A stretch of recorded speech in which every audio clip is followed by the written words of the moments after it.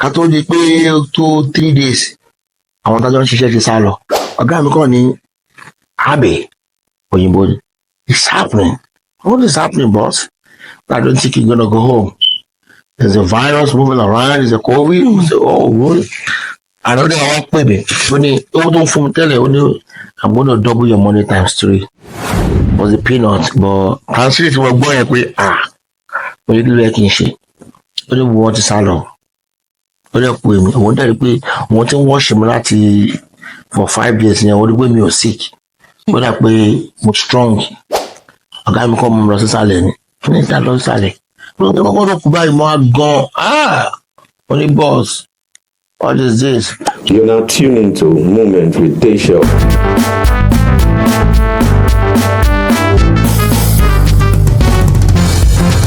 This is Moment with Desha. Real talks, real moments, real connection. What's up, everyone? Welcome to yet another interesting episode of Moments with Desha, where we bring you premium gist about life experiences, businesses, relationships, marriages, and lots more. Yes! Very proud of Salah. How you guys doing? I'm so happy to be here. I miss you guys. I miss every one of you. And we are so happy to be back this time around. Thank you so much for your love. Thank you for your words of encouragement. Thank you for your support. Thank you for everything you have been doing to support this channel. I see and appreciate each and every one of you. So for that reason, I'm back again today with another amazing guest. On this episode, guys, it is really going to be a banger. You don't want to miss any of this episode. Trust me. But before we get to that, please know that all views and opinions expressed on this show are solely that of my guest. It's not of me, neither is it of Moments with Desha. Yes? Okay, I know you cannot wait to meet my guests.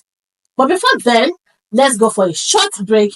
When I come back, I will introduce my guest to you all. Do not go away. Hello, beautiful people. Have you heard of Moments with Desha? No. What are you waiting for? Moments with Desha is a new podcast show where real talks have been shared, intriguing moments, and of course, connections. And guess what, guys? A new video just dropped, which was full of emotions, hope, and of course, a beautiful ending. So guys, you wouldn't want to miss it. Kindly go to your YouTube channel, search Moments with Desha, subscribe, like, and share. And also, don't forget to turn on your notification post so that you'll be aware when a new video pops up. Thank you. Stay blessed. Ciao, ciao.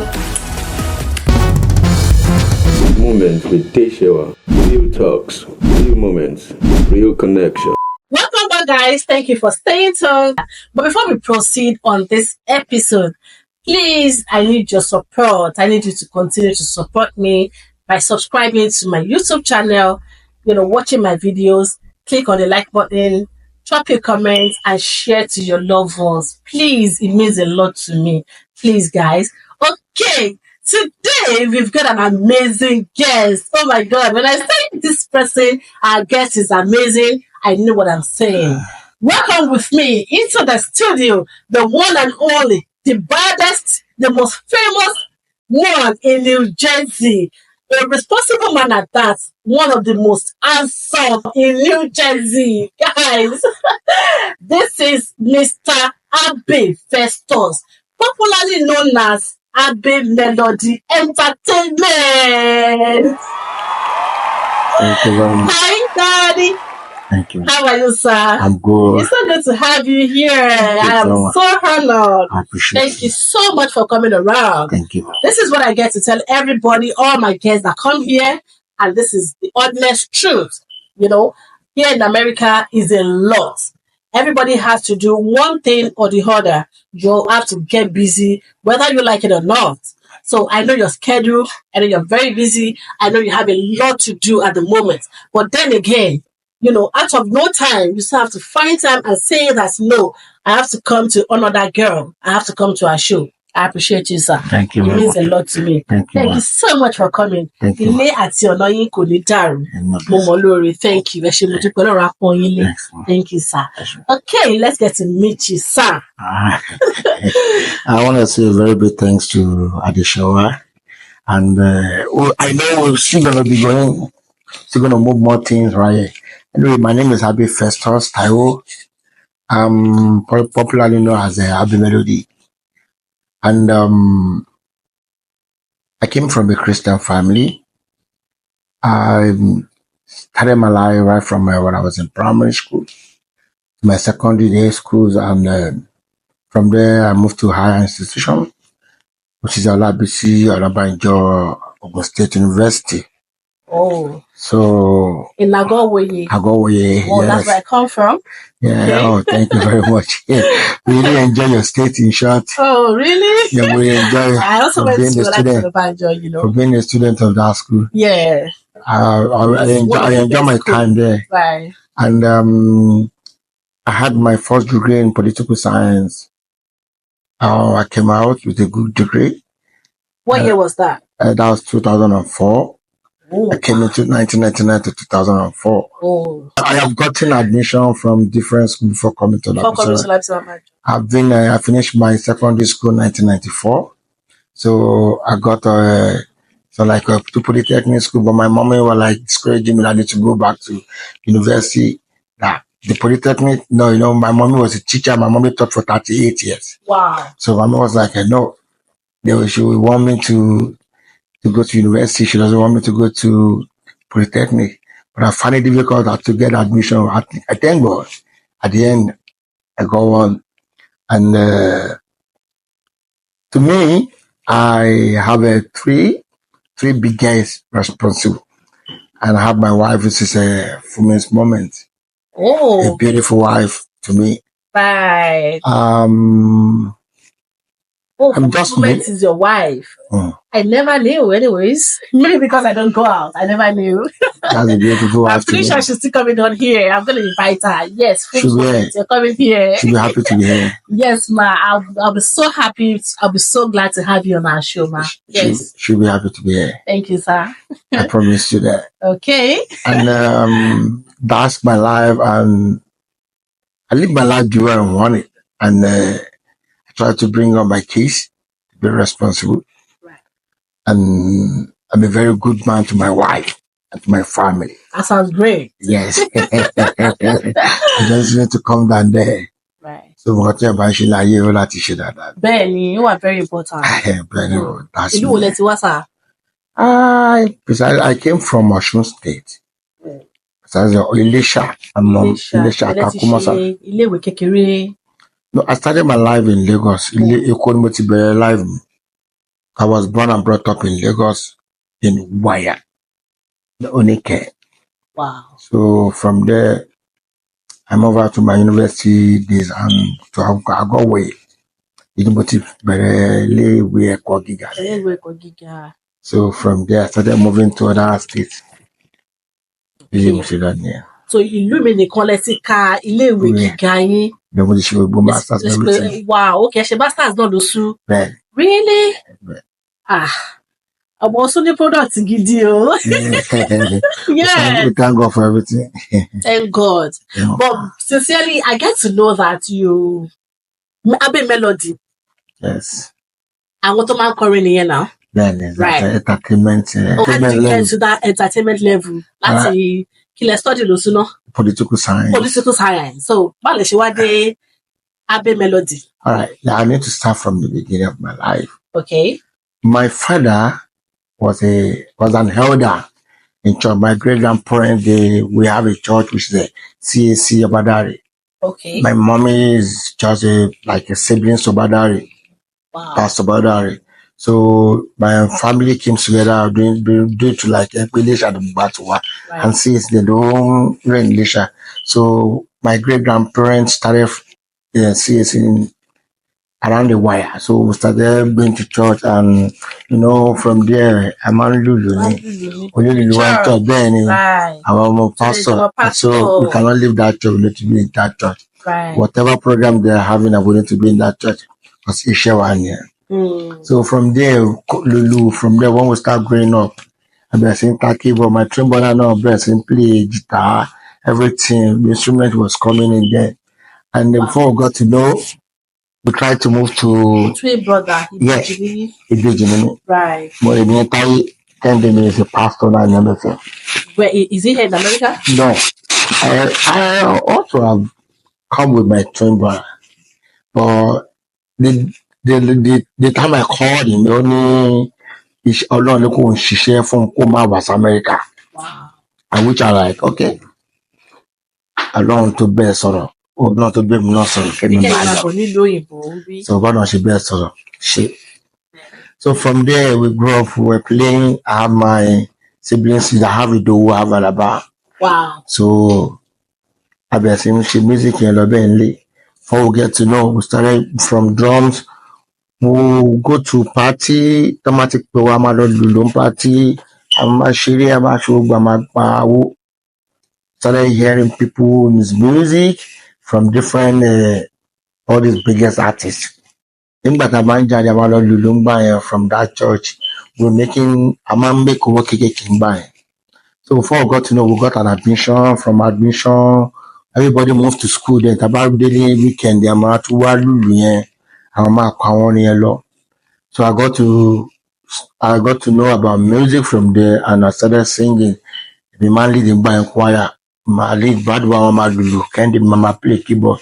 It's just like we came from a music family. Right. So ìgbà tó yá mo dẹ̀ tó yẹ pé gbogbo ohun tí mo ti gbọ́ lẹ́nu àwọn biggest artists níta. I try to go home and jot it down. Mama call, I want to be a musician one of these days. Wow. I like of Sonny Ade.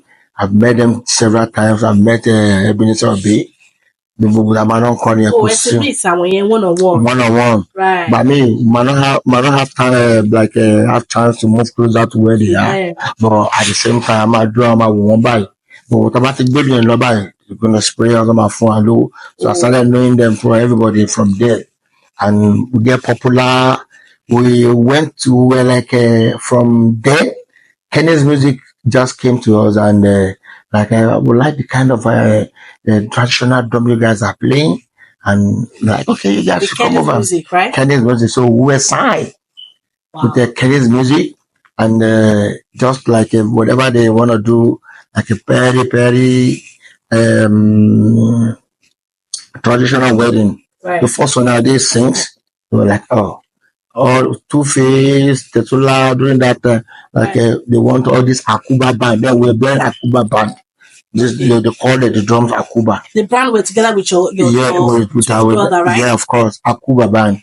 So they have to bring us down. Okay, we want to perform like a 30 minutes. They bring Two-Face, after Two-Face, Tetula, Kenny Music, entertainment. First on they will not perform. But from there we started singing. So one day we just like, okay, I can look backstage. They want to invite one. When the car received my tumor just like I thought you were my mic.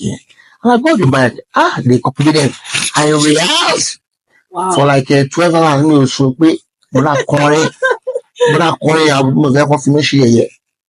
I tried all I could then, but along back also. And when I got to that stage, I was like, okay, I was shaking, but at the end, we were able to push through to do whatever we want to do there.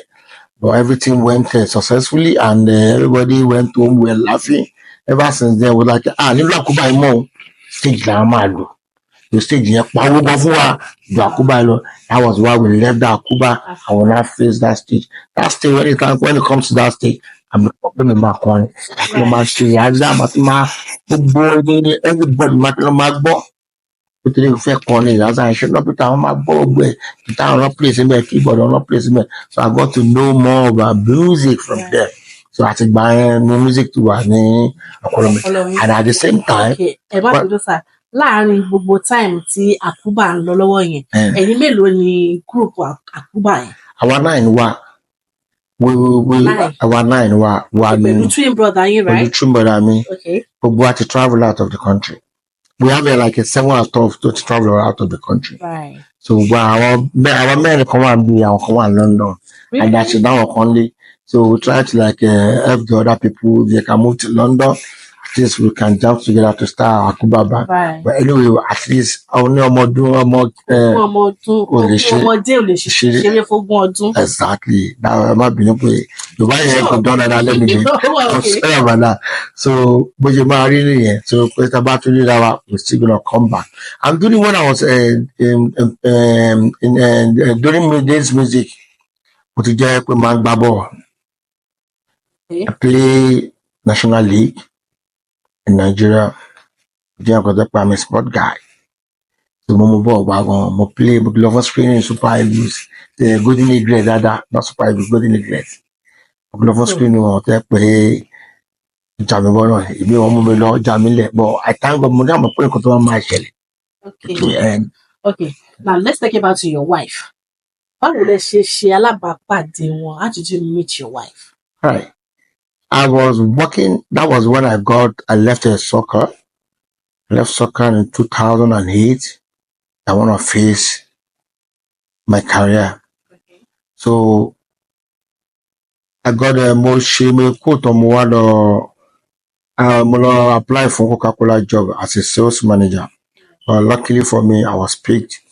I'm moving by one work with the relationship. From there, I started with manager and Mama Yahoo me no dealer no only first stack. She's a big dealer. One on Coca-Cola first stack in Lagos. So I gbé mi lọ sí satellite town pé kí n lọ manage satellite town. I was in satellite town to Ojo Road. I covered that place and I have my people that work under me. So ọjọ́ kan ẹni tó yẹ kó ṣiṣẹ́ ní ọ̀dọ̀ wọn sales manager bẹ̀rẹ̀ wọ́n leave wọ́n dẹ̀ send mi lọ síbẹ̀. Mo wá rí mo like lady, I think that was 2006 or 2007. Mo ní mo like lady. Mo like 2007. That's like, is it not 19 years? 2007, yeah, 2007, yeah. Mo like it. Mo wá sọ fún colleague mi tó wà ńbẹ̀. Mo ní tí mo like it, mo ní mi ò tí ní ìyàwó mo dẹ̀ anybody. But mo ní owó lọ́wọ́ torí Coca-Cola was giving us money as a manager then. Kò sẹ́ni owó yẹn kọ́ wà nínú àkáǹtì mi kọ́ tóbi síbẹ̀. Tí bá kí lọ ní 6 o'clock láàárọ̀, ó di 11 òru kí tó dé. Mo kàn gbadé síbẹ̀ ní ilé ẹnu ọ̀nà ni máa sùn, ẹnu ọ̀nà náà mo tún máa jí. Mo ní mò ń lọ. But I thank God for everything. And when I got her, I spoke to her. I don't want her.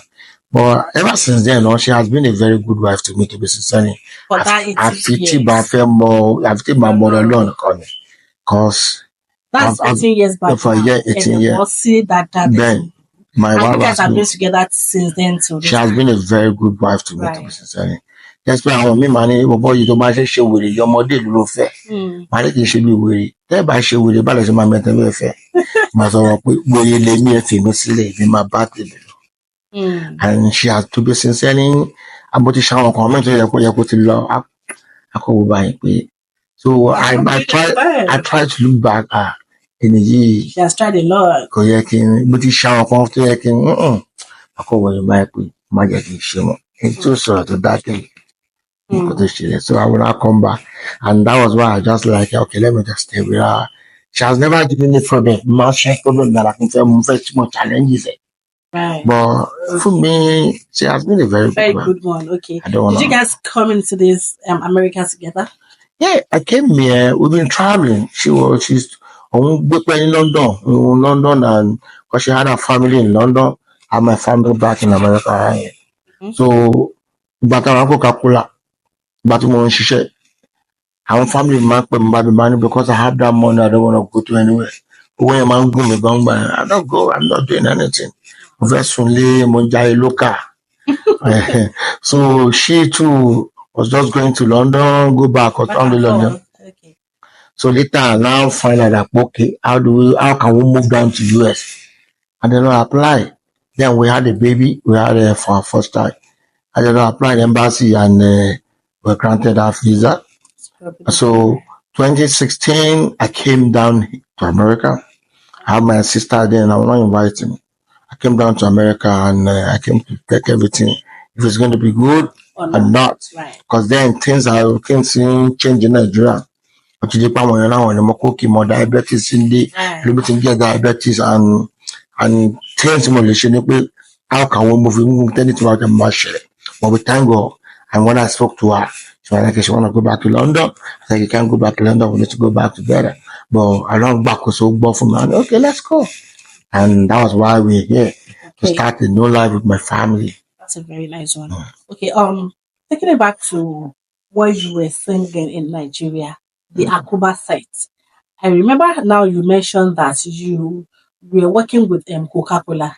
Yes. Were you managing the two together at that point? Yes. Coca-Cola job is Monday to Friday. Oh, okay. Mostly party in Nigeria is wedding. We come down to our weekdays.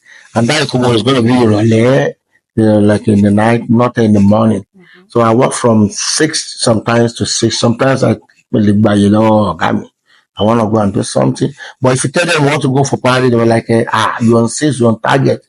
Uncle, I need to go to hospital. Even if you tell them you're going to hospital, they want you to come back with a written document that the doctor gives to you, like Coca-Cola official, they're like, Coca-Cola company. So I learned all this agility from Coca-Cola. Because you just need to meet your target. If you don't meet your target, I'm going to... You have to achieve things. You have to be strong. If you are not strong, you cannot work there. So most of my thing is we need to achieve 100%. So I can achieve. I was the best sales manager for like 4 years in Coca-Cola. Wow. And it's just because I stopped when I was coming. I stopped 17 years.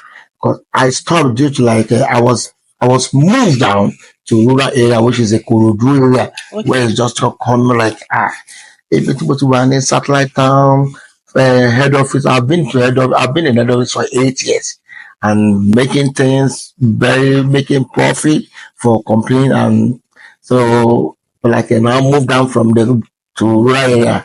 But when I got there, I tried all my best. But I found out that people are not drinking Coca-Cola. They are just like, what is the next thing for me to do? It's just like we need to open our eyes and we need to sit down together. Okay, let's go to this place and start life for our kids. It's our family, not for ourselves. Right. And that was why we're here to make things up. You said you have 3 kids. Did you bring any one of them from Nigeria, or you had every one of them here? I brought 2 from Nigeria and I have 1 here. Wow. How old are they? I have a Matala is 14, 12, and 4 years. Oh, they're grown ups. You are going to become a grandpa. It's for everybody. That's a nice one. Yes. Okay, now let's take it down to United States. This is America. We've been here 2016, right? Yes. That's a very long time, though. That's about 8 years now, if I'm not mistaken. Yes. 8 years or 9 years, there we go. Yes. 2016 I came here, so I went back to go and bring them back. Oh, to go and bring them back here. And since then you've been living together there, right? That's a very nice one. And then I don't want to say this should be for her, but then I'll still say it because I've heard about Fum's movement. I'm not sure if I've met her once. Yes, I met her one time. And that was at the pop-up shop that happened, was it in September or something. And she was a very nice woman, to be sincere. Okay, she's also Fum's movement. She's into entertainment. So why are you guys together, the couple? Why did you guys choose entertainment like that? Is there anything behind that? I think before I got married to Fumi likes she's been a very creative woman. She would just want to do something that people would like. Like I don't want to go multiply into Fumi. When she's there, I think she can say it. So that's what I saw in her. But the way woman make like things that let me be just natural and let people see what I'm doing. And I try to look I watch her like, wait, let me give you time. Let me give you a chance to whatever you're going to do. That's going to even make you profit at the end of the day. Because this is America. Because she could dash it to buy upon the cordon dash house. She has been supportive. She stood by me even if I'm dying. Moments with Teshewa. Real talks, real moments, real connection. How exactly are you managing your home? You know, women can be funny. We have our own side. Sometimes she have her own mood when she's mad at you or something. How exactly do you calm her down? Is it by singing it to her? I don't know. Just tell us how you do that. Just that both of us are very disciplined. We came from a disciplined family. I was very disciplined also. When it comes to calm her down, a minimum should kukunju. Because I want to be proud of the man. The ego. The ego is always there. And one thing I appreciate about her is like, she will surely calm down for me like don't worry. Me, no best sorrow. Mama Bruno, she will still come back to me. Why are you angry? Yeah. It's not that I don't have fault. I have fault. But just because one of the people that I'm the husband of the but the husband doesn't really matter. But she like come down to me like, okay, my Bruno. Because we're not done. Will share me? That's a good But one. when she just said, I was like, look at it, babe. But they are getting relation from where I came from. But I mean, they care my flow, my pot, my shell. Where is she from? She's from Ondo State, Ilaje precise. So that's I didn't even see the prayer. So it's better than it's better. But our own is still better than other people because the country share for you, know. I can't go by. To be sincerely, I married my wife. I don't marry another person. Because what I'm swelling. This way, you're just pressing your wife. No, I'm sure. Sorry, when Fruitfulness is watching this video, she will be like this. If you can become money here and there. That's the fact that being a good woman is a lot. It's a lot. It goes a long way. She tries a lot. Put a lot of effort in it. It's not easy. She's the one that takes care of the kids. I appreciate the fact that you're spilling it out now that it's not easy and she's been trying. And you know yourself that there's always this ego as a man. Just wants to be like, so, you know you're wrong.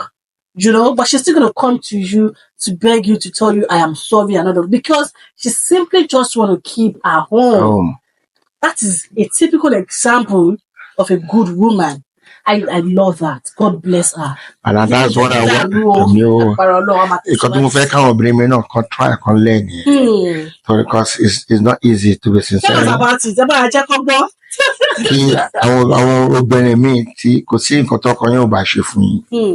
Just calm down. This is America.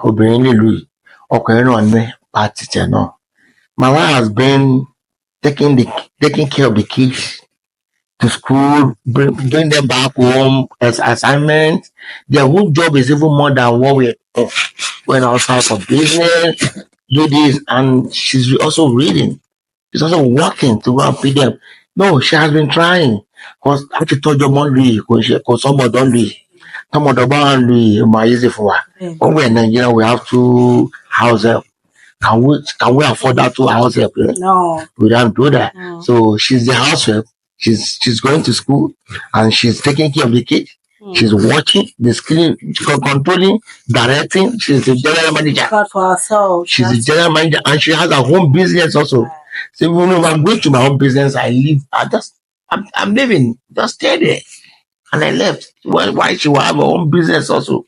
But I've been like shitting on her, but I thank God that this shitting on me is like I'm trying to push all the jobs on her. She will cook, she will do everything, she will be at the kitchen for 12 hours. It's trying. It's trying. It's good to be in love, bro. And it's even a good one to see a good man to appreciate his wife like this. Just trying. The America is not easy to be. No, people like, easy? No, it's not easy, but we just like enjoy things together.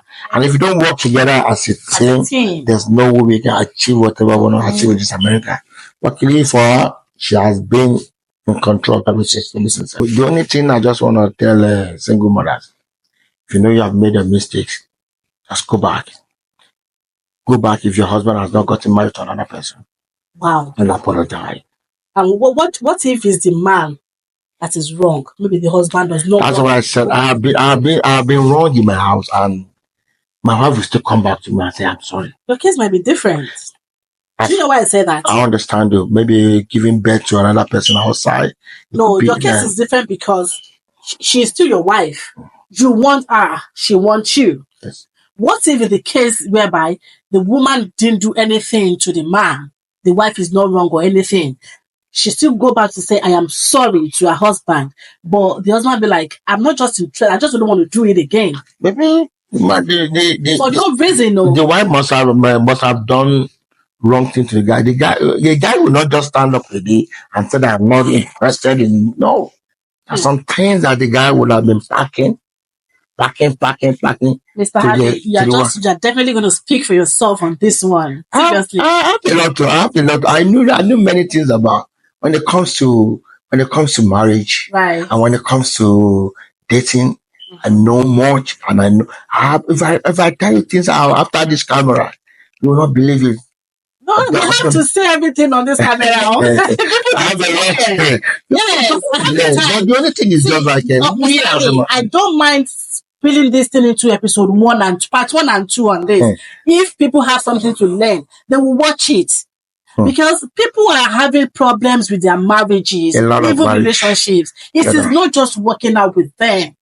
And for no reason, at the end of the day, you just get to know that it's just this flimsy excuses, very, very silly talk. That's silly talk. That's the mistake. If there's no mistake, you cannot fight. Yes. And if that fight, no, let me just tell you something. Let me start from the question, when am I married now? Just everything married. Relationship, we don't know my bimo. So everybody have way. But the only thing is we just need to push things to quickly one on the better side. Number one, in terms of relationship, only one thing about this relationship is, what are you doing in your house? Do you know the weak point of your wife or the weak point of your husband?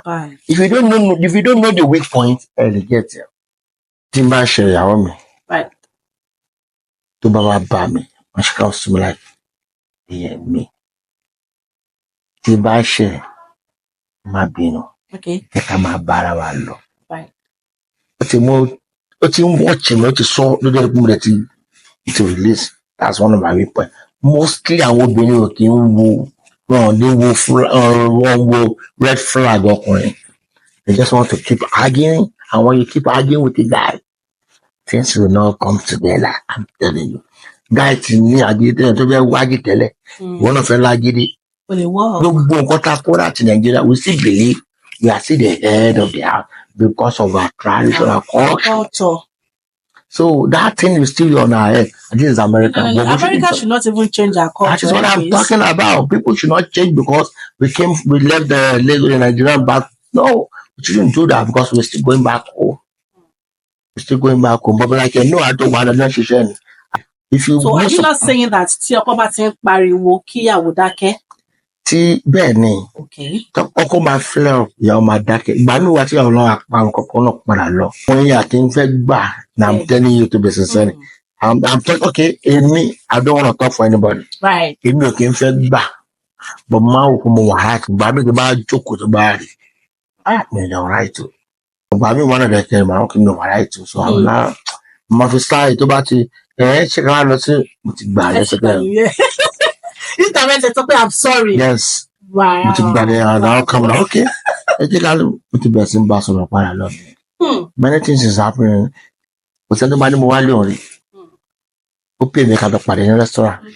Me the motoring wow. This is rare. With the kind of job you're doing. Olorini. The kimoti, kimusiga. Mori. Boy, ma shagbere. Me shagbere. Wow. Lọ́pọ̀ lágbèrè. Ṣìnà. So mi ò ṣe ṣìnà. Okay. Kò sẹ́ni tó mo lè sọ lórí kámẹ́rà báyìí. Ẹni tó bá ní mo tó sọ ní Amẹ́ríkà rí o. Wọ́n àti Nàìjíríà kó jáde wá. Kò mo ń sọ. Ẹni tó bá ní mo tó sọ rẹ̀. Kó mo ní oh my God. Yeah, kó wá bá mi. This is different. Adé o tó sí ni. Mo fẹ́ mọ yẹn náà. Kó mọ evidence wá. Really? Now, àdúgbò ń kọjá yìí. Lè máa ṣe ní orí yẹn. So eré tí mo ń ṣe yẹn ẹlòmílẹ̀ kàǹtì àti gbogbo fẹ́ mi and èmi mọ nǹkan tí mo wà nù mí ṣe máa gbàgbé tí bẹ́ẹ̀ mọ́dé tí mo ti bá ń ṣe. Ìgbà mi máa wọ ẹlòmíì pé ṣe standard ẹ̀ world standard ìyàwó mi ṣá. Yes, I look at people's standard before I. Wow. Yes, ṣe standard ẹ̀ world standard ìyàwó mi ṣá. Tí à ń bá kà mí lè. Mari to the standard ìyàwó lọ bá sá. Èdè kí n má bàa dálé mi o. Tó bá ti ju standard ìyàwó yín lọ. Máa sáfẹ́ nìyẹn. Ẹ máa sáfẹ́ nìyẹn. Kó má bàa dálé mi o. Tí ò bá tó ti ìyàwó yín kọ́. Mi ní débẹ̀ nǹkan yá yìí ni. Kò sí special rárá nìyẹn. Kò sí actually kò sí mo lè ní ọ̀rẹ́ tí mo like láṣẹ pé mo ń bá sùn. That's possible. Lóbìnrin.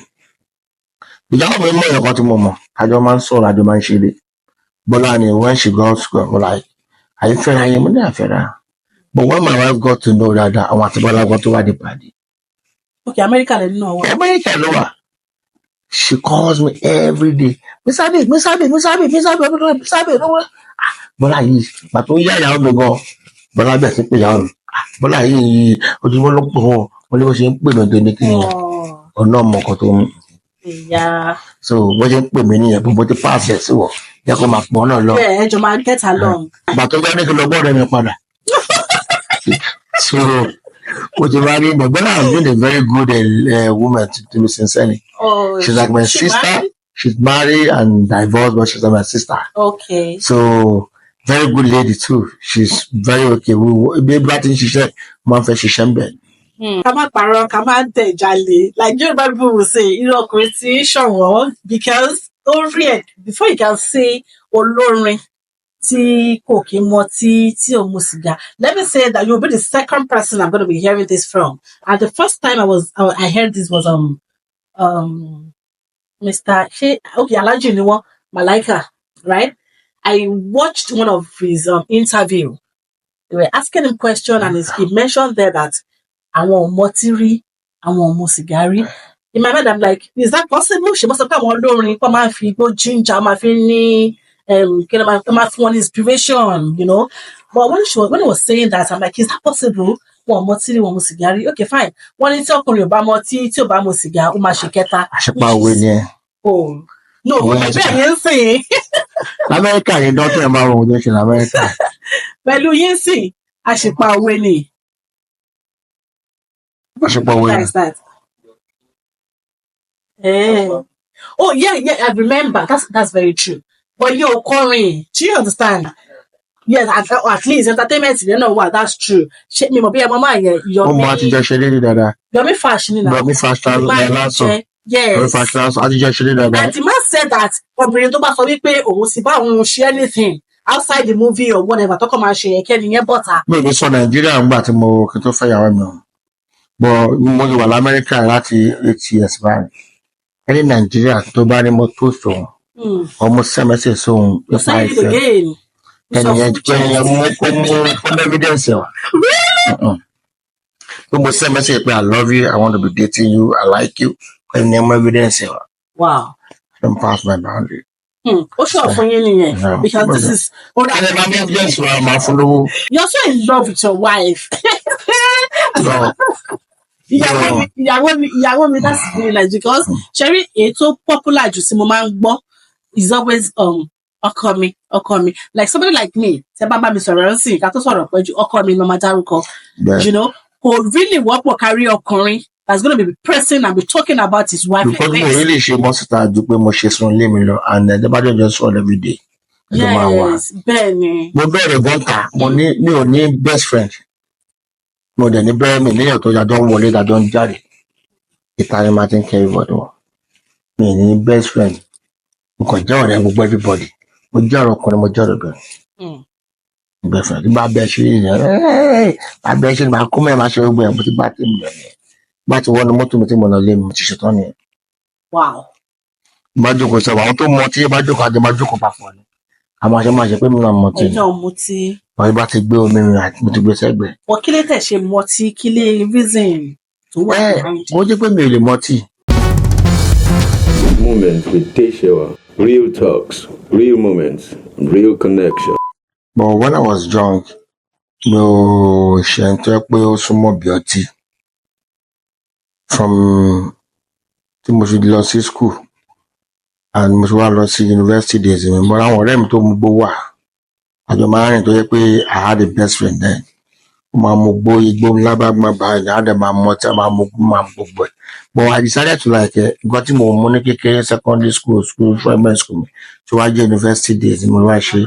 Even when I was a student in our government, mo rí pé gbogbo àwọn tó wà sí ẹ̀nà wọn náà lọ lé ológun, àwọn fẹ́ lọ sinra, àwọn fẹ́ lọ ṣe kíní kan. Mo máa kàn sọ pé ibi ní Ọlọ́run tí mi sùn. Time tell they were losing it. It was a tough time. That was when we had an issue with ABBEY. I was shot. I was taken away from that Ogun State to Ghana. I was brought back again to Oba Sikuru Ayinde Adetono. And they were like, okay, I'm tọrọ ìdáríjì ẹ̀ṣẹ̀ ọba Ìgbìmọ̀. So every day they had to call all these obas and chiefs to come over, and like we had our students, together. We have a meeting with students, and we settle everything, our rift. I just come enjoy. But gbogbo yẹn kò yẹ pé wọ́n kọ́ ọtí náà kẹ́bẹ̀, kò yẹ pé torí pọ́n ní ká mọ ọtí. Ó ti lọ bẹ̀ kọ́ ẹ tán ní kí n mọ ọtí kí mi ṣàdúrà, mo lè mọ̀ fún ti ṣàdúrà. Ẹ fún mi wá kí mi fi ṣàdúrà. So ever taste rí? Mo taste ẹ̀, mo gbà tí mo rí, mo mú èyí tó bá ta sí mi lẹ́nu fẹ́ ṣe mí léṣe gan, torí pé system mi ò gbé. Ọlọ́run lè má kò ní ẹ̀, mo kọ̀ bẹ̀rẹ̀ sí sín, ojú mi ti pọ́n, ojú mi ti ń jáde kúrò ní ojú gbọ̀nsẹ̀. Mo kò bọ́ ní kí mo kọ́ ẹ̀kọ́ ta ṣáà tó gbẹ dànù. So àìgbà mo rò pé system mi ò lè mọtí. So with the glory of God, let it survive lóṣù nígbà yẹn. Because lóṣù tẹ̀ ń sọ, okay, agídí lẹ́yìn wá fi káyé sílẹ̀. Mo lágídí gan, mo jẹ́ pé jàgídíjàgan èèyàn kan ni mí. Mi ò kì í gbà. Wọ́n máa ṣe yìn náà lọ ṣe máa ń yìn. But why did you get shot the time? To be sincere, I was a strong boy, but not called guys. Yeah, she cultist. No. Gbogbo cultist tó wà lóṣù àjò máa ń rìn. Because tó mo jẹ́ student náà. So tó bá ti gbowó àjọ máa ń pàdé. Mo bá gbogbo wọn jà, mo bá gbogbo wọn move, àjọ wà nù ara wa ni. Àwọn tó wà àti tàwọn ti wà, àwọn ọmọ kéékèèké ni. Náà dẹ̀ rí pé àwọn drive. Náà dẹ̀ fàgbà yẹn wọn pé ẹ̀dín lọ. So gbogbo wọn ní bó ṣe mọ́lẹ̀ pé I don't know, ó dàgbà máa ní different. Orúkọ ni wọ́n bá ṣe. Kò sí tí mo bá ṣe, kò sí tí ó mọ̀ mí. Mo ń play ball school. Mo popular, mo jẹ́ student náà. Mo ti wá jó lórin kọ́ bí mẹ́ta ni mo ṣe ń school. Mo play ball for school. I was a sport director in school. And I was singing as Ogun State University Melody Band. So kò sí ẹ̀rọ bẹ́ẹ̀ ṣe lórí gbogbo Ogun State and remember Akwa. Right. To one carry me, to one everything up. Papọ̀. So kò sí ẹni tó lè so mọ̀ mi. Gbogbo ọmọ máa ń bá ṣe rí. Okay, but there's so many things going on with you already. Of course. So one will do that. This one will know you, that one will Ilé máa mọ̀ mi, àwọn lecturers máa mọ̀ mi. Ìyá máa mọ̀ mi, tí lecturers máa mọ̀ mi, torí pé mo ń kọrin fún school. Àwọn football team, àwọn student máa mọ̀ mi, torí mo wà níbí. Student náà máa mọ̀ mi, torí pé gbogbo àwọn tẹ̀sẹ̀ wọlé, wọ́n sì máa sún ọ́fíìsì láti wá bá mi wá sáàni student náà document wọn. So kò sẹ́ni tí ó ní mọ̀ mi gbogbo bẹ̀rẹ̀. Báwo lẹ ṣe wá ṣe débi oní ìbọn àlọ́rọ̀fà? Election ni. Election. I've election náà ni. Election school student in election. And Gbẹ̀ngà Daniel wọ́n bá wa sọ̀rọ̀. Àbá Níkà àti Ọbásanjọ́. Àti di méjì, it was a House of Reps. Bankole. Pé ká máa ṣe ra máa ń bá ọmọ sọ̀rọ̀. Kò sí ẹni tí mo mọ̀ náà. So gbogbo àyàn ni pé ẹni táwọn fẹ́ lélẹ̀, ẹni táwọn fẹ́, àwọn náà máa ń dá sí wa. Àwọn àdéhùn náà ìdáyẹ̀ tẹ́ fẹ́ àwọn ò fẹ́. Ibi tí yẹn fi lọ káwọn ti tẹ̀ wá ní àwọn náà káwọn ti tù wá. Àwọn ọmọ ogun ti sá lọ, ọkọ̀ alágbára ló fọ́ra gba ọ̀tá, bàtà alágbára ló wà padà. Ọlọ́run ṣe ìyanu. God came in, at least everything went right. Wọ́n ní ìbọn ẹsẹ̀ bàyín gbà yẹn. Àpá bó ṣe náà àpá ọkọ̀ níbi gbogbo ẹsẹ̀ mi tán mi báyìí. Pé mo operate ẹ̀yìn mọ́ lára mi báyìí. Oh my God. During that time, was there anyone in the school that believed that you were not a cultist? Olúkálùkù amọ̀ra wa. Amọ̀ra wa. Information máa ń lọ around. Kò sí nǹkan kan. Àwọn kó wèrè kan ni. Ó kò máa bá. Wọ́n dẹ̀ rí ibi snitch. No. Wọ́n mọ̀ pé panda ó wà okay. Mi ò ní gbé lọ fún bí mo ní gbé lọ fún sí. So I was going to ask. But the only thing is I will call them when it's time to share money. Ẹ wá ògbóló wa. wọ́n gbà yìí tí mi wọ́n gbà máa fún. So you got to do that one. So gbogbo máa kó wọn máa bó gbogbo wa ní space wọn lè kọ́ má bàa tó lọ leave ni kọ́ọ̀sì yẹ kéèyàn ṣe for 4 years àfi 7 years ṣe kí n tó lọ sí NYSC. But I thank God for my life. I had no career. I came out BSc honors. I'm proud of that. Pẹ̀lú gbogbo ìjọba tí mo ṣe lóṣù. Pé mo mọ àwọn tó wà class mi and they had a third class. I came out second class. Third class. Post science, I'm an kò sí tó lè lọ second class. But I think they had they had one first class. And I was proud of these people that took a second class also. Mo jẹ́ pé mi ò mọ̀wé. Mo kàn tí bá ti gbé sórí mo kọ́lẹ̀. Mo máa ń ṣàti hard nǹkan. Gbogbo ìjọ̀gbọ̀n yẹn, gbogbo agídí yẹn náà kò distract him from finishing your study. Wọ́n máa ń gbé mi as a student, wọ́n máa ń gbé mi lọ sórí stage lọ jókòó. Torí gbogbo kan bá gbé mi, èmi náà ti wá lọ jókòó, màá wá kàwé yẹn. Màá kàwé yẹn, wọ́n ti gbé mi lọ sórí stage yẹn. Nǹkan tí n bá kà, màá kọ sílẹ̀. Sórí pọ̀ sórí ìdáná fẹ́ kọ. Màá wá kọ́ fúdù gbòwé. Màá kọ́ láti máa tóbi dáadáa. A lè máa fún a lè kí n sún lẹ́ṣọ́rà. A lè kí n sún lẹ́ṣọ́rà pé ọ̀gbẹ́ni ilé ìkọ́ tó pọ̀ jù fún mi ní nǹkan tó bá fún mi just let me go. Let me go. Àtọ́wọ́dẹ̀ máa fún mi láti rí àwọn point láti bẹ̀rẹ̀ máa ti kọ point fún láti bẹ̀rẹ̀. Ètò máa fún sálẹ̀ ìgbàgbà kó lọ sí sálẹ̀. Ó máa ti ka point bí mẹ́rin márùn yẹn. Ètò ilé nǹkan tó fẹ́ kọ akọ fún mi láti ẹ̀. So mo ti bá tèmi lọlẹ̀. Àwọn lójì táwọn èèyàn mọ̀ nìyẹn. Tó fẹ́ rí láti bẹ̀rẹ̀ máa bá kẹ̀ sí first page and second page. The third page wọ́n máa kọ́ yẹn.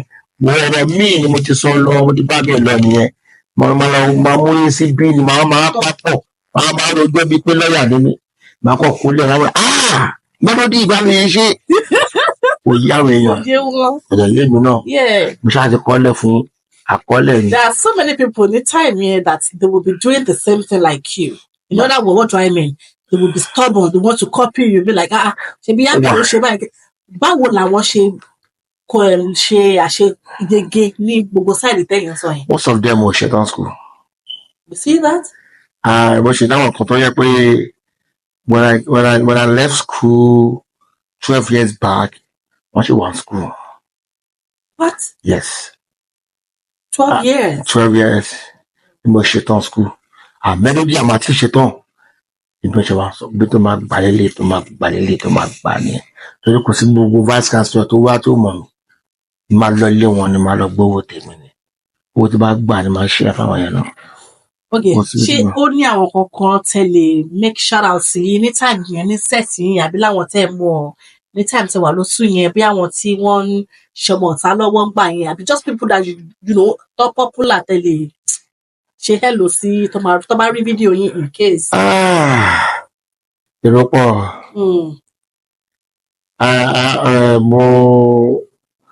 Èrò pọ̀ gan-an bó ṣe ní mi ò lọ́yọ̀ kan. Right. Ọmọ láwọn kan ṣe lè máa rántí pé òkè. Mo ṣe ní láwọn kan lájọ wà ń bì àjọ wà ní ẹgbẹ́ ẹlẹ́mu. Ṣé wọ́n lẹ́sì ìkọlẹ̀ wálé ẹgbẹ́ ẹlẹ́mu náà mo tún wà ní ẹgbẹ́ ẹlẹ́mu school. Ẹyin nìkan tán. So ọjọ́ tí mo wà pọ̀ rọ̀ inú ìgbọ́n níbi ìgbọ̀nsẹ̀ group of tí mo wà gan tó 19 àlẹ́ gbọ́dọ̀ dáwó. So gbà mí wá tó máa lọ́kọ́ dá $50 àwọn kan dán nílò èlò làwọn apá náà àti dáwó gbowó. So group sẹ́mi náà wà mo really appreciate wọn gan náà. Torí gbà when I lost my father, every one of them stood up by me and they contributed this. I was even surprised that I should by the make to see what about that only make it. To be sincere, mo rí àwọn èèyàn tí wọ́n dìde mi ò rí ẹni tó àti support mi láti Yíbò ní Yorùbá ní o. Mo wà nínú group àwọn ọmọ Yíbò, mo wà nínú group Yorùbá, mo wà nínú group community. So mo really appreciate them. To be sincere, ó kàn dá kéèyàn kí wọ́n èèyàn dá. Ìwà ẹ̀dá àmàdé ṣàbòsí kiri torí jẹ́sì inú àbòsí ni má sọ̀rọ̀ lọ́rọ̀ kiri sọ̀rọ̀ títí ẹ̀ tó bá lọ́rọ̀ tó fẹ́ sọ stay with your own sọ̀rọ̀ ilé ẹ̀ síta má sọ̀rọ̀ ìlú nílé síta. Advice bẹ́ẹ̀. Irú èyí ń sìn owó ẹ̀yìn ò lè gbọ́dọ̀ lọ́rọ̀ bàbá mi màá ní kí ló ṣe ti ilé ẹ̀ kí ló ń ṣẹlẹ̀ ilé ẹ̀ sọ̀rọ̀ ilé ẹ̀ fún mi má sọ̀rọ̀ lọ́rọ̀ fún mi. So advice bẹ́ẹ̀ tí mo béèrè ní wípé do you even think it makes any sense to even talk about your own home outside? Tó bá kí lè sọ̀rọ̀ ilé ìjáde kí ló wá fẹ́ sọ̀rọ̀ lọ́rọ̀ fún mi. Okay. So it's better you keep quiet keep quiet and let's enjoy ourselves. Okay. So you don't have anyone you want to make a shout out to way back in? Wallace, we went to the same school, and we have I have a Melo that was a student president. Is in Canada. I left there to Canada. I have a PCA. Oh, it was during the time of the Belen and people like that. Abi, because time we went. Belen, no, our time was during that time that we had the issue with Ibumawe when in school then. Yeah, Belen is one by now. Okay, Belen. Junction roundabout. Yes. Like Belen 50-50, Abi. Was it? No, it was Big man. Big man. Yes, it was Big man. Big man. It's that money shops were you? Syria and so say because it's like big man. Big man, very 50, but big man. Yeah. I was living at Ayegbami. Oh, Ayegbami legbe. Without Ayegbami no wa don mo wa. Bẹ́ẹ̀ni. So I and I left there to back to Ogun Road. And Ogun Road to that many campus road. The campus maybe campus. So I was living at the big boys hall. Really? Yeah, that's where we have a big boys. Big boys are like school. Wow. I was a big boy. We have big queue. We have a 3-story building. And then about big boys or no. Or no, for the Jibaba and no. Something at Agowe. Was in Baba no came far. When I was in school, no me no. We got public by Burugon. I'm for one more, I don't know me Baba landlord right. My formal Kilo feshele. Okay. Well, share my mom get sense. The man could get sense. Yeah. I want to man tell you many. Really? I want to man run share. Yes, it's a tough goal. I want to many. Really? Don't bring some in get sense. Yes. Look what on Jenny. I will have to lose. I will have lost the department of education. I will have insurance. The set of more loud. I want loud line. I want I will normal go film. Oh my God. Like it show me to get melody. Benny. I want Beko ma pè mí sí wà l'Abuja. Àbí ó bá pè mí ní pé ọ̀gá mi melody fẹ́ bá yín sọ̀rọ̀ ni. Wà Beko president. Yeah. Awo. Benny, yes. Awo wà pè mí wọ́n máa ṣe báyìí pé melody. Àwọn fún la gbé wá sórí ètò lẹ́sìn. A sì bẹ̀rẹ̀ ní ìpò ṣe pé Ọlọ́run mo dúpẹ́ lọ́wọ́ Ọlọ́run gbà àkóso ní ayé mi náà in short. Because I would have been another thing. He said, but it will be Gadanello. I would have been somewhere else by government, but my parents just like, please just change. Yeah, so I have a good prayer. You're saying the truth because for somebody like you to say that, get sense, tough, No, I'm just telling you.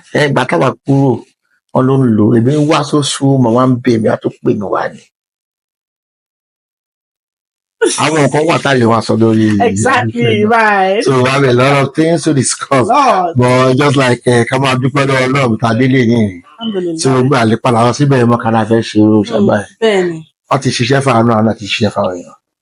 So àwọn kunle get sense yẹn, irú àwọn yẹn tí bá ṣe lè gbé student union bus. Mo student union bus mo ta lóṣù. Ẹ̀yin ke. Gbogbo bus o pass mi ní campus mi mo ta. Mr. Happy Melody.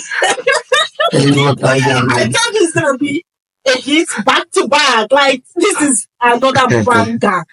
Yeah. Really? Yes, I was in school for 7 years. I never knew I'm sitting with the most toughest. I don't know. Thank God for my life now. Thank God. Thank God for your life too, for real. Okay.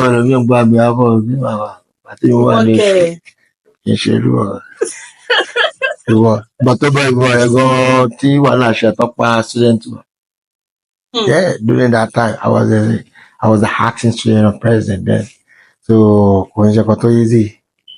So things was going. And tó bá lọ sọ sọ wá lóun mọ̀ mí o láti 1999 wọ 2000. Gbogbo àwọn táwọn náà bá lọ sùn àbá Fẹ́mi ló bẹ̀rù, bàbá àdàbà Fẹ́mi ló bẹ̀rù. Fẹ́mi ló bẹ̀rù. Yeah, Fẹ́mi ló bẹ̀rù were together. Fẹ́mi ló bẹ̀rù was my senior. Adukewiyo, Bàbá Adukewiyo, Anointing. We have this guy. I don't want to mention people. Èkó, ẹni tó pè lÉkòó, ẹ mọ Ọ̀pá. Èkó tó ṣe accounting. Yes, accounting lè tó ṣe. Bẹ́ẹ̀ni, àwọn tó tẹ̀lé mi sì ni. Ọ̀pá ńkọ́? Àwọn Ọ̀pá yẹn náà were àwọn ọmọ mi. Èkó was part of student representative. Èkó tó bá ń sọ̀rọ̀ bí Oǹdó. God bless you. Èkó tó bá rí àgbẹ̀ Melody. Èkó àwọn èèyàn ti wá rọ́pẹ́. Come and watch this show. Come and watch this. Mo ti dé òpin yín síta báyìí. Kúnlé everybody they say me. Ọmọ ṣe ń pè mí náà and I thank God pé àṣírí la máa pẹ̀lú àtàbá ti ṣe Okay, small one people should get in touch. Moments with Teshewa. Real talks, real moments, real connection. Oh my God. Kí ni nǹkan tó yẹ sá láti gain pẹ̀lú bó ṣe tough bó ṣe lè lóṣù yẹn? Abẹ́kọ̀ feel pé ẹ̀kọ́ máa enjoy kẹ́kọ̀ọ́ stubborn kẹwà everywhere kẹ́ gbìjà wọn yan kẹ́. Well, number one, I'm an activist. Mo kì í like shit kan shit èèyàn. Ìjà ẹni ẹlẹ́mi máa ń jà. Màá ní kó ń jókòó kó máa ṣe bí èmi kí mi máa ṣe ìjà ẹ lọ. Ó jẹ́ ìrọ̀lẹ́ pé tó bá ti lè gbọ́ pé kò shit èèyàn kan. Mo ti lọ lecturer in school. When I was a student in the present. Àwọn ọmọ class, àwọn kan lọ class. Wọ́n kàwé lé, àwọn kan lọ class. Lecturer nítorí òun kan tàwé fún wọn. Ìwé yẹn wọ́n wá ra ìwé yẹn. Lecturer wá ṣe test fún wọn. Gbogbo wọn yẹn ṣe test. Wọ́n nítorí àwọn ẹ̀kọ́ wọn máa ń kàwé lé ọjọ́ wọn kò bẹ̀. Bàtà wọn report fún mi ní student náà kò mẹ́mọ́ and okay. Àdébẹ̀. Luckily for me, lecturer ti lọ. Ó sì kó àwọn ìwé yẹn dání. Mo wá bá a sọ̀rọ̀. Ó ṣáà rubbish mi lójú àwọn ọmọ yẹn. So ìwé attendance kó dání yẹn. Ìwé yẹn ni mo lọ́mọ lọ́wọ́ tí mo fi fọ́ etí ẹ̀ padà pé. Ọ̀kan náà máa yẹ kó ṣe bẹ́ẹ̀ fún mi náà tẹ́lẹ̀ mi náà ṣe bẹ́ẹ̀. Kò lè tán tó ṣe bẹ́ẹ̀ fún ìyá mi nítorí mọ́mí náà tọ́. So kó torí pé mo bá a sọ̀rọ̀ pé o lè bá yá àwọn kan jẹ́. Fún àwọn kan lẹ̀ law student ni wọ́n. Mo lè ti bẹ́ẹ̀ sọ bí ẹ̀gbọ́n sábúrò. O lè jí mi lọ sùn. Mo lè bá a sọ títí. Àti ó dẹ̀ gbọ́. Mo lọ́wọ́ yẹn mọ́ lọ́wọ́ ni. Àti ìwé test wọn àti everything. Ìyá gbogbo ẹ̀ dànù. So pé o lè méjì lọ sẹ́ẹ̀. So ìbálẹ̀ tí mi lọ àwọn èèyàn máa ń tẹ̀lé mi. Àwọn nǹkan tí àwọn guests and kò ní rí lára yín nìyẹn tó fi tẹ̀lé yín. Torí pé èmi náà kì í gbà pé essence ẹ bá ṣe débẹ̀ yẹn ànígbà o. A máa ń fẹ́ mo ti rí èèyàn tó fọ́ mi létí lórí field. Mo mọ bí mo ṣe jẹ́ ni. A lọ gbá bọ̀ wọ́n á ti gbá bọ̀ tó wá rẹ̀ má jókòó sílẹ̀ lẹ̀. Ó ní why you stepping on me? Obìnrin ni. Really, I don't know. Mo no máa ń push mi ó fọ́ etí mi ni. Wàláì méjì tí mo fún mo rò pé ó ríran mọ́. This is a lot, seriously. Kò ríran mọ́. Taking it back to Oṣù tẹ̀ sọ yẹn. Ṣé ẹ mọ anywhere ní Fìbígbadé ilé ọ̀kẹ́ ní Fìbígbadé? Kò síbi tí mo mọ owó bẹ̀ yẹn. I spent 7 years in that area. Ní gbogbo Fìbígbadé. Gbogbo bẹ̀ yẹn. Ọdún méje mo lò mẹ́. Wọ́n ti mọ yín mi ò rọ́mọ ọ̀kẹ́ ni mí ọmọ ilé yẹn dè mí mi ò tẹ. Ẹ jáde ni. Kẹ́yìn ìbàjẹ́ gbogbo àwọn tí mo sọ fún yín ni mo mọ̀. Àwọn yẹn ṣe fúláwọlá ni tó dáàbò kan ìwà àtàyè ṣe làwọlá. Pẹ̀lú bẹ́ẹ̀ ṣe ń ṣe yìí náà ẹ̀ tún ṣe làwọlá tó. No. Ẹ̀kọ́ máa ń command ni pé go and do this. Ìgbà tí máa ń ṣiṣẹ́ wa ni ó dé bá ṣe ń ṣiṣẹ́.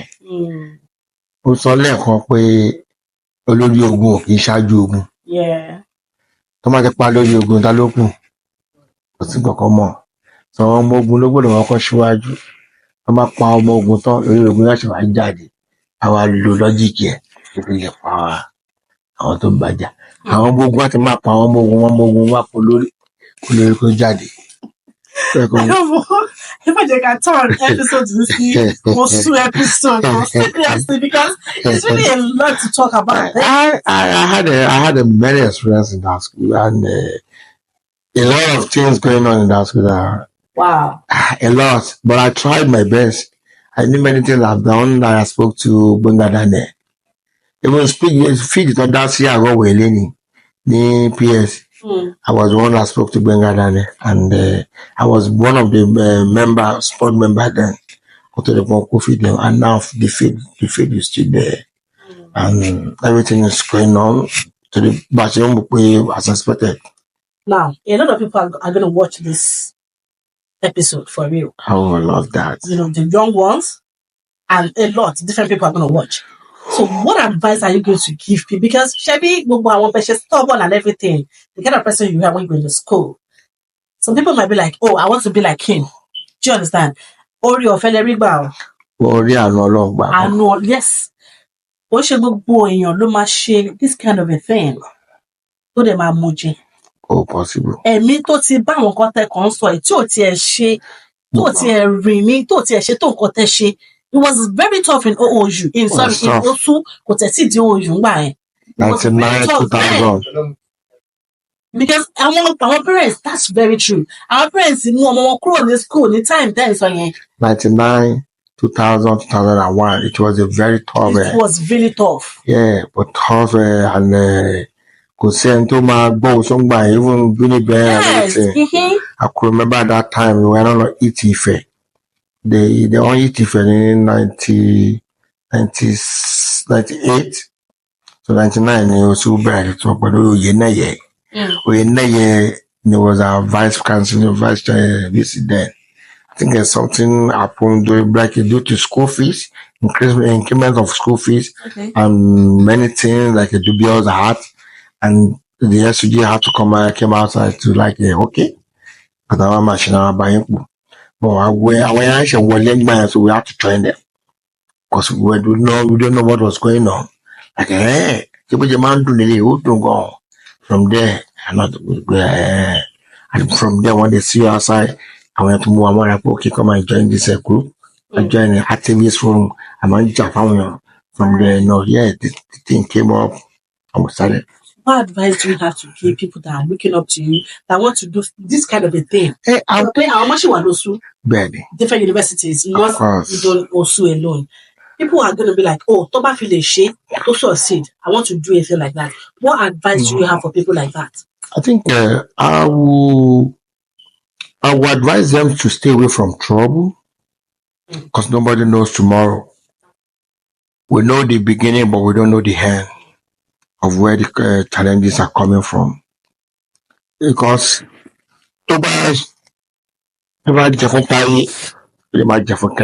Exactly. So a lot of us are very careful. We have our parents and we want to be a big person in this country. And Camaro today don't launch only the president one day. And today she you lè gbé apá àbẹ́sẹ̀ mọ́ táyọ̀ complete mọ́ ibo ló fẹ́ dúró sí. So kò lè dàbí èèyàn gidi mọ́. So gbogbo àwọn nǹkan báyìí ni ká máa rò. Gbogbo ẹni tó fẹ́ bẹ̀rẹ̀ sí ní fa wàhálà sí i láti fi wàhálà lẹ̀ fún wàhálà rẹ̀. Ẹni tí ò tẹ̀ jẹun ló fẹ́ fa wàhálà rẹ̀. Ẹ bá wo prison kún báyìí. Pẹ̀lú gbogbo àwọn ti gbé ẹlòmíì ò ṣẹ̀ wà ní prison báyìí. Ẹlòmíì ò kò kọ́kọ́ sọ ẹ̀ ló gbèdé prison. So can I sọ pé ẹ̀yin tẹ́ jà for wàhálà. So your best advice is to just stay away from whatever that's going to make you. That's just disrespect your family. Just stay away. Torí tí bá ti long by ní kan ní máa sọ̀rọ̀ báyìí. Exactly. So mo rí pé ògbà yẹn ń gùn mí. But when I got back home, I realized that what I was doing then was totally wrong. So if you want to do do your student, and if you want to protest, you want to fire your protest, just try to do it in a calm way, in a supportive way, not in a violence way. Just try and stay with your people, talk to them in a polite way, respect whoever you want to do the protest from. So I'm going to try to advise them. Okay, during that process, let's talk about now. The balance of time here. How do you feel? Do you regret everything you did way back then, or you just feel like life goes on? Then I felt like I was on top of the world. But now, when I remember of what I've done back, oh man, check what to me. Like, how will I, that was shaking. Ah, mo á ṣe báyìí. But ìgbà míì mo tún wá rí i pé it's just a learning a learning thing pé mo ti rí nǹkan tó kò sí nǹkan tó ń bọ̀ sí tó máa bà mí lẹ́rù mọ́ náà mi ò mọ nǹkan náà torí nǹkan tí mo ti ṣe gan ó kọjá nǹkan tó yẹ kó bà mí lẹ́rù lọ. And when I was into all these challenges, my mother and my father has never heard anything about all these things. But I thank God, yeah, nobody. I had my siblings in school then, but I had to warn them because they might be that could not Sunday way for alarm school. But none of them could home to tell them about bombing for alarm. Everybody kept quiet and I'm a good body for one. So go see. No parents, so parents needs to be checking there. Come out for once. Yeah. My parent comes to school to check, but I try to like I'm going to know why is it mama about me just because of what I want to keep doing in school. Right. So they stopped. But okay, go just show me anymore. And I stopped going to the house when I got to 200 level. Be a dilemma. But school fees. I stopped collecting school fees as I'm at that 200 level. They were asking me money during and but it's not that only, but it's just like it wasn't that alone that was feeling. It wasn't that so I'm on Kiri, I'm on a ticket student, It was a lot you were doing though, so and before we get to student, I was a student for my faculty also. So we're getting money from the student what do you think? What about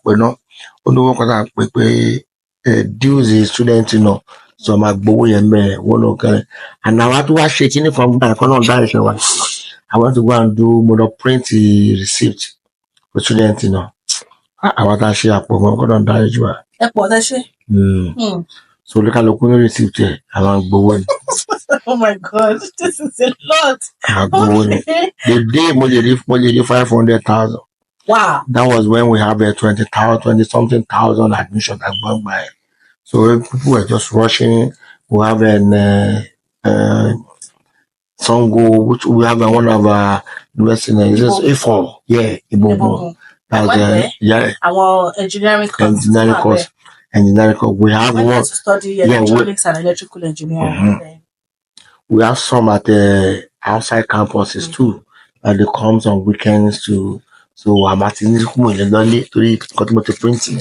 My sign, my money stamp him not low. I want to something account yesterday. But that book was also very tough. Àtẹ̀tẹ̀wá kú àwọn yẹn kó tó ṣẹlẹ̀ pẹ̀lú wọn ni pé wọ́n ṣe délùú àwọn aráàlú yẹn ò rí èrò báyẹn rí. So they were like bẹ́ẹ̀ ló ṣe ń pọ̀ cause things ò wọ́n gbà yẹn. Bàtọ́ bá rí pé èrò ń pọ̀ wọn ò ní good relationship pẹ̀lú visitors. Wọ́n máa ti jà àwọn máa ń ṣàjà ara wọn. Wọ́n tún dẹ̀ ṣàjà ara wọn kó tó fa ìjà ń gbà yẹn. Because èmi sá kúrò ń bẹ̀ ni. I know. Ọ̀nà máa yẹ kẹ́ dúró síbi yẹ kẹ́ ti máa fèsì àwọn yẹn pé wọ́n máa síyàn kárò ògiri ló máa padà ní.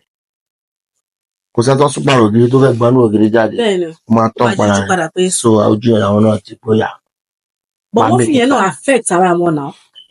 Nítorí lè bàrò ògiri kó wá kọjú kan padà ní ogún pé kókó kọjú sí wọn kó pa. Guys.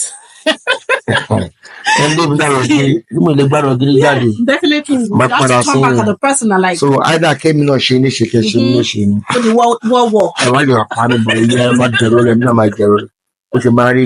See, I know you are enjoying this episode. Do not lie. But if you are yet to subscribe to this YouTube channel at this point, don't do that. Be nice to your girl. Click on the like button as you're watching. Subscribe to this YouTube channel. Be part of our family. Drop a comment. Your comments means a lot. It goes a long way. Share to your loved ones. We are taking you guys back home. We are taking you guys back to university days. Secondary school days and everything. Different lifestyles. You understand? So please do well by subscribing to this channel.